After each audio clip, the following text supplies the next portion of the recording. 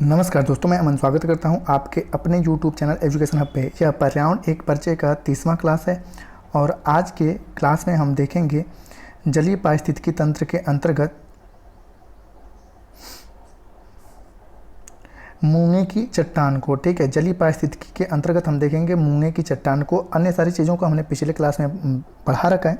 अगर आपको अन्य सारे वीडियो चाहिए तो आप प्लेलिस्ट जिसका कि वीडियो में डिस्क्रिप्शन दिया गया है, तो आप प्लेलिस्ट में जाकर अन्य सभी वीडियो को प्राप्त कर सकते हैं। तो मूंगे की चट्टान में जैसे बेसिक तौर पे है कि आप देख पा रहे हैं कि जिस प्रकार से स्थल पर विभिन्न प्रकार के आपके जलीय जीव, मतलब कि स्थल पे विभिन्न प्रकार के जीव जंतु वनस्पतियाँ पाई जाती हैं, उसी प्रकार से जल के अंदर भी विभिन्न प्रकार के जीव जंतु और वनस्पतियां पाई जाती हैं, जिसका कि फिगर आप यहां पर देख पा रहे हैं। तो ये विभिन्न प्रकार के जीव जंतु जो जल के अंदर या सागर के अंदर पाए जाते हैं, वो किसके कारण पाए जाते हैं? तो प्रवाल के कारण पाए जाते हैं। तो ये प्रवाल है क्या, इसके बारे में हम आज यहाँ पर देखेंगे। तो यहाँ पर सबसे पहले इसके परिचय के बारे में देखते हैं। तो प्रवाल जो है एक प्रकार का सागरीय जीव है। ये क्या है? सागरीय जीव है। और साथ ही साथ यह अचल मुलायम जैसे जीव हैं। अचल का मतलब कि वह जीव जो चल नहीं सकता है, मतलब कि एक ही स्थान पर रहेगा। हम आपको बताएंगे किस प्रकार से, ठीक है, प्रवाल भित्ति का निर्माण होता है। मतलब ये जहाँ पर रहता है, ठीक है, वहीं पर रहेगा, एक स्थान से दूसरे स्थान तक नहीं जा सकता है। तो इस प्रकार से यह क्या है? एक अचल जीव है। और इसके संबंध की बात करें तो इसका संबंध जो है इंथोजोआ क्लास और निडेरिया फाइलम से है। जैसे आपसे पूछा जाता है ना कि मानो जो है होमोसेपियंस, ठीक है, क्लास, तो इसी प्रकार से इसके संबंध, अगर क्लास की बात करें तो इंथोजोआ क्लास और निडेरिया फाइलम से इसका संबंध आता है। और अपनी त्वचा के बचाव के लिए, अब जैसे ये होता क्या है, तो बेसिक तौर पे ये एक प्रकार से ना काफ़ी मुलायम जीव होता है। और ये मात्र कैसे होता है कि आपका ये हो गया प्रवाल, और इसकी संरचना कुछ इस प्रकार से पाई जाती है। ठीक है, ये आप फिगर में देख पा रहे हैं। और यहाँ पर इसका मुख होता है, और ये क्या करता है कि अपनी त्वचा के बचाव के लिए जल में घुले कैल्शियम को खाता है। ठीक है, क्योंकि जीव है तो जीव की बेसिक तौर पर गुण है कि उसे क्या चाहिए? भोज्य पदार्थ चाहिए। तो ये सागर में पाया जाता है, और सागर में से जो कैल्शियम होता है ना, उसी को यह खाता है। और साथ ही साथ अपनी त्वचा से कैल्शियम कार्बोनेट का क्या करता है? उत्सर्जन करता है। जैसे आपने पता है कि सजीव का एक निश्चित गुण होता है कि वह भोजन का ग्रहण भी करेगा और उत्सर्जन भी करेगा, और साथ ही साथ अपने नए संतानों की उत्पत्ति भी करेगा। जैसे आपने सजीवों के जो 8 या 9 जितने भी गुण पढ़ रखे हैं, उनमें से बेसिक गुण क्या है कि वह भोजन ग्रहण करेगा, साथ ही साथ उत्सर्जन करेगा, और साथ ही साथ, ठीक है, अपने नए संतानों की उत्पत्ति करता है। तो जब यह भोजन ग्रहण करता है ना, ठीक है, किससे? मतलब समुद्र में जो आपके कैल्शियम जो आपके कैल्शियम घुले रहते हैं, उन्हीं को खाता है। और साथ ही साथ जब इसको पचाने के बाद जब यह उत्सर्जन करता है, तो उत्सर्जन के फलस्वरूप, ठीक है, इसकी त्वचा के चारों किनारे कैल्शियम कार्बोनेट की एक, ठीक है, एक परत बन जाती है, खोल बन जाती है, कवच बन जाती है। और इसी कवच को हम क्या कहते हैं? कोरल कप के नाम से जानते हैं। ये कुछ इसी प्रकार से होता है। आगे हम पढ़ेंगे कि जूजेंथली नामक जो जीव होता है, इसी कोरल कप के चारों तरफ रहता है। अब यहाँ पे होता क्या है? तो जैसा कि मैंने बताया कि यह एक अचल जीव है, तो मतलब जहाँ पे यह रहता है वहीं पर रहेगा, इससे आगे नहीं होगा। और जब इसकी मृत्यु होती है तो चल तो सकता नहीं है, तो इसके बाद जो अपने नए संततियों का उत्पत्ति होता है ना, इसके जस्ट ऊपर, जहां पे इनकी मृत्यु, इन्हीं के जस्ट ऊपर इनके नए संतानों की उत्पत्ति होती है। फिर इनकी जब मृत्यु होती है तो इसी के ऊपर इनके नए संतानों की उत्पत्ति होती है। और इस प्रकार से दीवार में एक, ठीक है, मतलब कि दीवार, तो समुद्र में एक, ठीक है, दीवार सी रचना बन जाती है, जिसे हम कोरल रीफ या प्रवाल भित्ति के नाम से जानते हैं। आगे अगर बढ़ें तो यहाँ पर कि यह जूजेंथली नामक जीवी के साथ सहजीवी में रहता है। सहजीवी क्या होता है, इसको हम बताते हैं। और किस प्रकार से यह प्रवाल रंग बिरंग देखते हैं। जैसे कि आपने पता है कि प्रवाल जो है एक चूना प्रधान जीव है। तो चूना होता कैसा है? सफ़ेद होता है। चूना कैसा होता है? सफ़ेद होता है। लेकिन ये आप देख पा रहे हैं ना, ये सफ़ेद नहीं है, क्या है? विभिन्न प्रकार के रंग बिरंगों से जो आपको आकृतियाँ दिख रही हैं, ये सारी की सारी आकृतियाँ क्या हैं? प्रवाल की हैं। तो जूजेंथली क्या है? तो जूजेंथली एक प्रकार का शैवाल है। जूजेंथली एक प्रकार का क्या है? शैवाल है। ठीक है, जूजेंथली एक प्रकार का शैवाल है। अब जैसे कि मैंने बताया कि ये सपोज दैट आपके एक प्रवाल की संरचना हो गई, ये आपके प्रवाल की संरचना हो गई। और जूजेंथली जो है एक शैवाल है जो कि विभिन्न रंग बिरंग के रूप में होता है। तो सहजीवी क्या होता है कि जैसे अब हर एक जीव जो है ना, उसे मैंने कहा कि भोजन की आवश्यकता होती है, भोजन की आवश्यकता होती है। और साथ ही साथ उन्हें मतलब एक रहने के लिए घर चाहिए होता है, रहने के लिए घर चाहिए होता है। तो इसे अब यहाँ पे ना जूजेंथली और प्रवाल क्या करते हैं, एक दूसरे से ना ऐसा संबंध करते हैं कि प्रवाल क्या कहता है जूजेंथली से, भाई कि तुम मेरे यहाँ रहो, ठीक है, तुम मेरे यहाँ रहो और ठीक है मैं तुमको आश्रय प्रदान करूंगा, तो तुम मुझे क्या दोगे, मतलब कि प्रवाल जूजेंथली से कहता है कि मैं तुमको क्या दूंगा, आश्रय दूंगा, ठीक है, मैं तुमको क्या करूंगा, आश्रय दूंगा। तो जूजेंथली कहता है ठीक है भाई तुम मुझे आश्रय दे तो मैं तुम्हें क्या दूंगा, दूंगी भोजन दूंगी, ठीक है, मैं तुम्हें भोजन दूंगी। तो इस प्रकार के संबंधों को हम क्या कहते हैं कि सहजीवी कहते हैं, कि दोनों एक दूसरे से क्या होते हैं, लाभान्वित, मतलब कि इनको क्या मिल गया, प्रवाल को भोजन मिल गया और जूजेंथली को क्या मिल गया, घर मिल गया। अब यहाँ पे एक देखिएगा, ठीक है, मैंने आपको बताया कि जो प्रवाल होता है वो चूना प्रधान जीव होता है, मतलब कि इसका मूल कलर कैसा होता है, सफेद होता है, इसका मूल कलर कैसा होता है, सफेद होता है, ठीक है। तो जूजेंथली विभिन्न प्रकार के रंग बिरंगे घासें होती हैं, शैवाल होती हैं, मैंने कहा जूजेंथली का शैवाल है। तो जूजेंथली जब इनके किनारे ऐसे लगता है, ठीक है, तो ये विभिन्न प्रकार की रंग बिरंगी होती हैं, ठीक है, ये रंग बिरंग में होती हैं, इनको हम रंग बिरंग बना देते हैं आपको।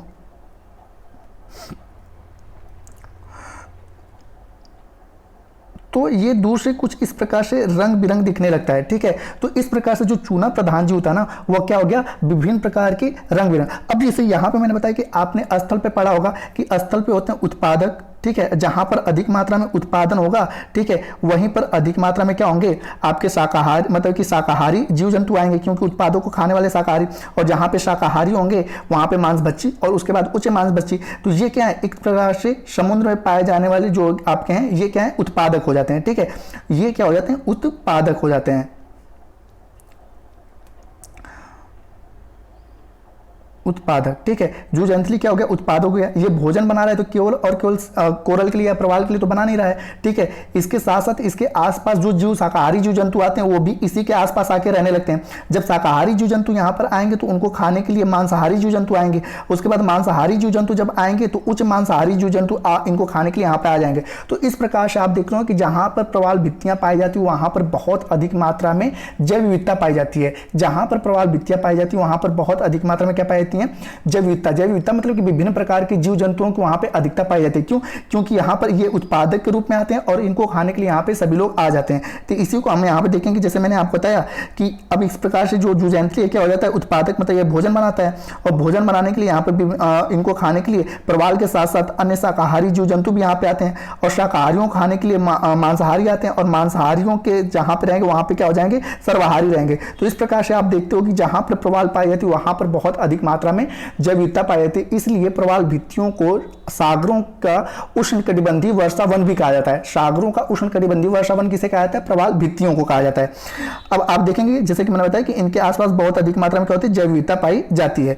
तो ये रहे इनके परिचय। अब इनके उत्पत्ति की आदर्श स्थिति क्या है, ये कैसे क्षेत्रों में पाई जाती हैं। तो सबसे पहले कि यह कितने अंदर, तो आपने पता है कि जल में जो गहराई मापी जाती है ना, समुद्र में जो दूरी मापी जाती है नॉटिकल मील में मापी जाती है, और जो गहराई मापी जाती है वो किसमें मापी जाती है, फैदोमीटर में या फैदोमीटर में।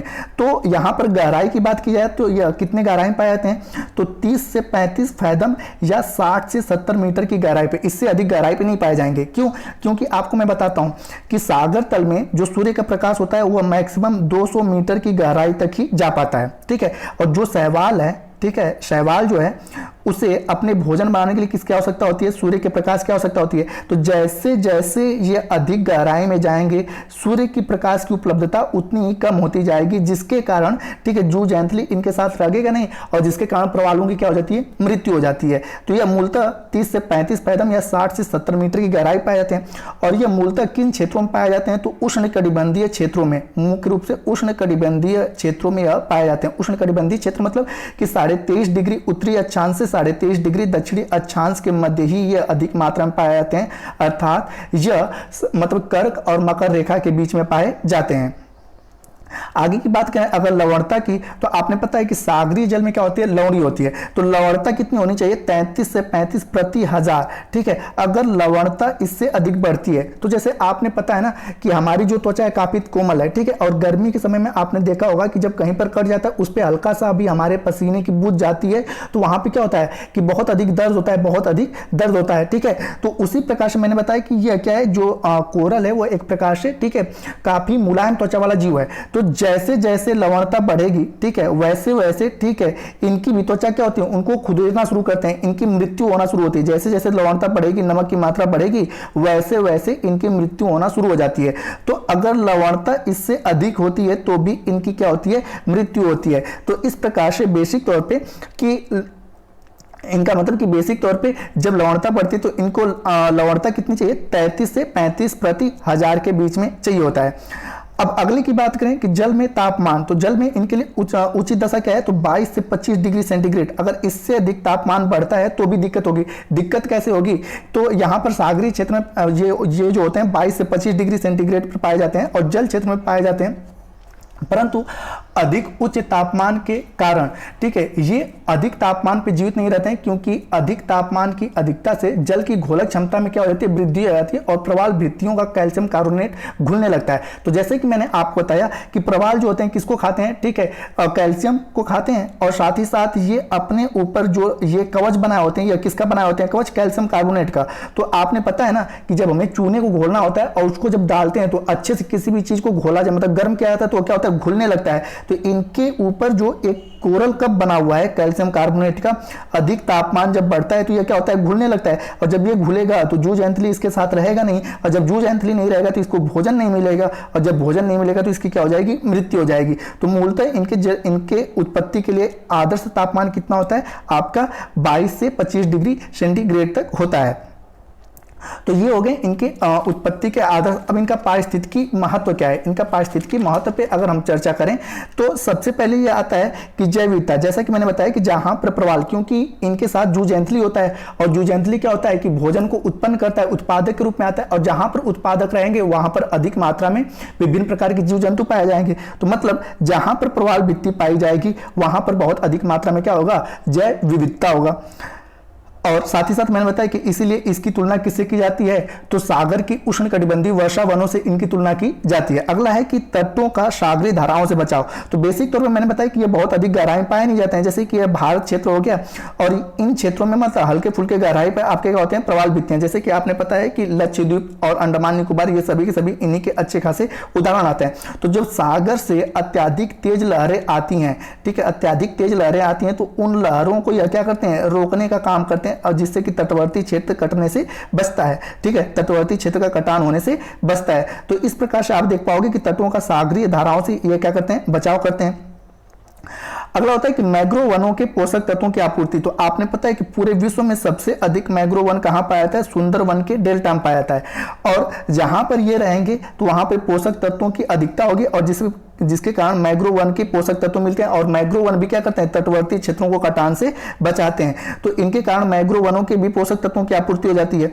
अगले की अगर बात करें तो चूना प्रधान जीव होने के कारण इनका उत्खनन उद्योग में प्रयोग होता है। और जैसे कि मैंने बताया कि यह मूलतः क्या होते हैं, चूना प्रधान होते हैं। तो जिन क्षेत्रों में ये अधिक मात्रा में पाए जाते हैं और जहां पर अत्यधिक मात्रा में प्रवाल भित्तियां निर्मित हो जाती हैं और इनकी मृत्यु हो जाती है, तो जो चूने उद्योग वाले लोग होते हैं ना, यहाँ पर क्या करते हैं, समुद्र के अंदर, ठीक है, खुदाई करते हैं और यहां से चूना को निकालते हैं, और जिसका कि औद्योगिक क्षेत्र में इनका उपयोग करते हैं। तो चूना प्रधान जीव होने के कारण इसका उत्खनन औद्योगिक प्रयोग में होता है कि चूना इसका प्रयोग में लाया जाता है। आगे की बात करें तो विविध जलीय जीवों का आवास केंद्र और प्रजनन केंद्र होता है। अब जैसे मैंने आपको बताया कि यहाँ पर इन्हें क्या हो रहा है, ठीक है, कि अन्य जीवों को यहाँ पर अच्छे खासा मात्रा में पोषक तत्व मिल रहा है। साथ ही साथ यह दीवार जैसी संरचना होने के कारण यहाँ पर विभिन्न प्रकार के जीव जंतु, ठीक है, लहरों से भी इनका बचाव होता है, ठीक है। जैसे कि कोई मछली अंडा दी तो यहाँ पर क्या होता है कि मछलियां इनके कोतड़ों में आकर, ठीक है, यहाँ पे गुफानुमा संरचना हो जाती है और वहीं पर अपना आवास बनाते हैं और यहीं पर अपना क्या करते हैं, प्रजनन करते हैं। तो विभिन्न प्रकार के जलीय जीवों के लिए आवास का केंद्र और प्रजनन केंद्र बन जाता है।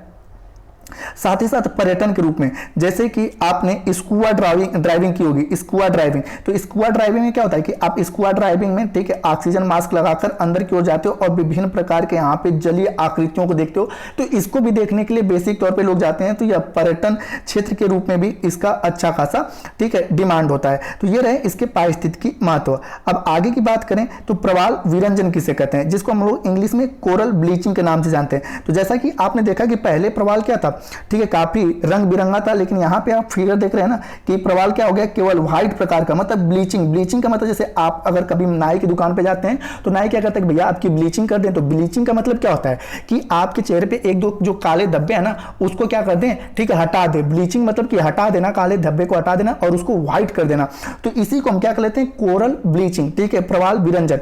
अब प्रवाल विरंजन होता क्या है कि इनके रंग समाप्ति या बेरंग होने की प्रक्रिया को प्रवाल विरंजन कहा जाता है, ठीक है। जैसा कि आपने देखा होगा कि पीछे जो मैंने फिगर दिखाया था वहां पे विभिन्न रंग के, ठीक है, आपको संरचनाएं दिख रही थी, और यहां पर क्या है, केवल व्हाइट रंग का। तो ये अप्रवाल विरंजन होता कैसे है, ठीक है, ये अप्रवाल विरंजन होता कैसे है, तो बेसिक तौर पे यहां पे प्रवाल विरंजन के परिणाम, ठीक है, कि इससे क्या होता है, जैव विविधता समाप्त हो जाती है। अब यहां पे चर्चा करेंगे कि प्रवाल विरंजन होता कैसे है।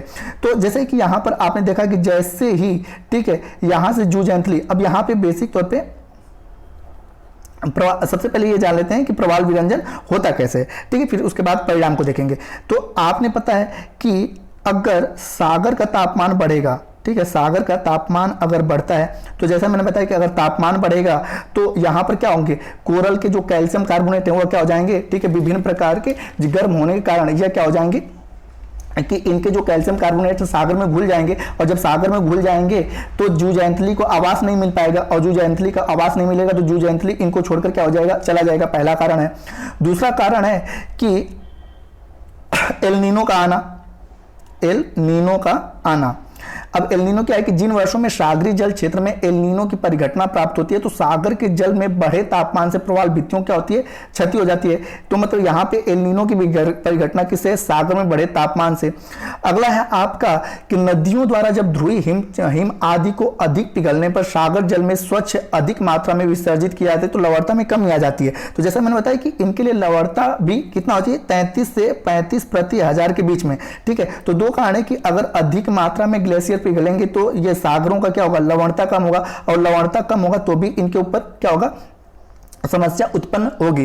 और तीसरा है कि यदि नदियां सागरीय जल में अत्यधिक अवसादों को विसर्जित करने लगे तो इस दशा में भी प्रवाल भित्तियों को क्षति पहुंचती है। अब जैसे कि नदियां जो होता है बेसिक तौर पे सागरों में ही मिलती हैं, ठीक है, तो इनमें क्या प्रभाव होगा, तो जब सागरों में नदियां अपने साथ, अवसादों का मतलब मिट्टियों को लेकर आती है, तो मैंने बताया कि ये प्रवाल का मुख होता है और ये अपने द्वारा लाई गई मिट्टियों को इनके मुख पे ही जमा कर देंगे। जब इनके मुख पे जमा करेंगे तो इन प्रवालों क्या होती है, मृत्यु होती है। फिर उसके बाद, ठीक है, जिसके कारण जूजेंथली इसको छोड़कर चला जाता है। और साथ ही साथ अत्यधिक चक्रवाती तूफान से भी प्रचंड सागरीय तरंगे इन्हें क्या करती हैं, नष्ट कर देती है। तो पहला क्या है, तापमान, दूसरा है एल नीनो, तीसरा है लवणता घटने से, चौथा क्या है आपका अत्यधिक चक्रवाती तूफान आने से, और साथ ही साथ आपका नदियों द्वारा लाए गए, ठीक है, अवसादों को अधिक मात्रा में सागरों में विसर्जित करने से जो घटना प्राप्त होती है, इन्हीं सारी घटनाओं से क्या होता है, प्रवाल विरंजन होता है। और विरंजन का मतलब कि इनके रंग की समाप्ति होना या बेरंग हो जाने की घटना को प्रवाल विरंजन कहते हैं। अब इससे परिणाम क्या प्राप्त होते हैं, तो यहाँ पे परिणाम के बारे में हम देखेंगे। तो सबसे पहला आपका कि जैव विविधता समाप्त हो जाएगी, क्योंकि यहाँ पर जितने भी जीव जंतु पाए जा रहे थे वह किसके कारण पाए जा रहे थे, प्रवाल के कारण पाए जा रहे थे। तो जब प्रवाल ही नष्ट हो जाएगा तो यहाँ की जैव विविधता भी क्या हो जाएगी, नष्ट हो जाएगी, ठीक है। और प्रवाल विरंजन के कारण क्या क्या हो सकते हैं, तो जिसके बारे में मैंने आपको बताया कि वैश्विक तापन, साथ ही साथ एल नीनो की घटना, और उसके बाद ध्रुवीय हिम का पिघलना, अत्यधिक चक्रवाती तूफान का आना, और प्रदूषण के बारे में मैंने आपको बताया कि जो मानवीय प्रदूषण है या रासायनिक प्रदूषण है, या आपने पता होगा कि जो शिप लेकर चलते हैं हम लोग तो ओवर जो फ्यूल होता है तो अभी इसी में होता है, तो जिसके कारण प्रदूषण फैलता है और इन कारणों से इनकी मृत्यु हो जाती है। तो दोस्तों ये रहे आपके प्रवाल के बारे में, ठीक है। आई होप कि आपको अच्छे से प्रवाल के बारे में चीजें समझ में आई होंगी और किन क्षेत्रों में पाई जाती है इनके बारे में मैंने आपको बताया। तो उम्मीद करता हूं कि आपको ये वीडियो पसंद आया। तो वीडियो पसंद आया तो लाइक करें, कमेंट करें तथा अपने दोस्तों के साथ शेयर करें, और चैनल पर नए हैं तो चैनल को सब्सक्राइब अवश्य कर लें। तथा इस पीडीएफ को प्राप्त करने के लिए आप हमारे टेलीग्राम से जुड़ सकते हैं, जिसका लिंक वीडियो के डिस्क्रिप्शन में दिया हुआ है। तो वीडियो के अंत तक बने रहने के लिए धन्यवाद। मिलते हैं जल्दी नेक्स्ट वीडियो में।